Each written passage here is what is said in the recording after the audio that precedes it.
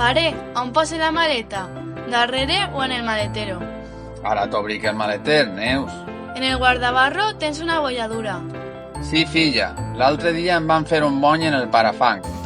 Vinga, puja al cotxe. Quant de tràfic hi ha? Adelanta eixe cotxe. Neus, avui hi ha molt de trànsit. No podem avançar-lo.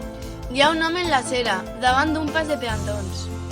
En la vorera hi ha un vianant, però les ratlles blanques de la calçada és el pas de vianants o pas de zebra. Com més t'agrada dir-ho? Zebra, com l'animal. I ara què passa? Estem en un atasc? Sí, hi ha un embús. En bus? Sí, Neus, quan hi ha molt de trànsit i no podem avançar, diguem embús. No ho sabia. Què és eixa llum roja del salpicadero? Es diu tauler de control. Allí veuràs sempre moltes llums. La roja vol dir que el fre de mà està posat. Tauler de control? Quina gràcia. Sembla que això s'allargarà. Juguem al veig-veig? Cal utilitzar les paraules correctament quan parlem. Direm maleter i no maletero. Direm parafang i no guardabarro. Direm bony i no abolladura.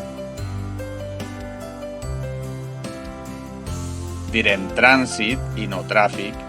Direm avançar i no adelantar. Direm vorera i no acera.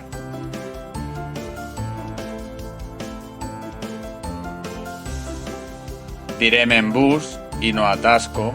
Direm tauler de control i no salpicadero. I direm pas de vianants o pas de zebra i no pas de peatón.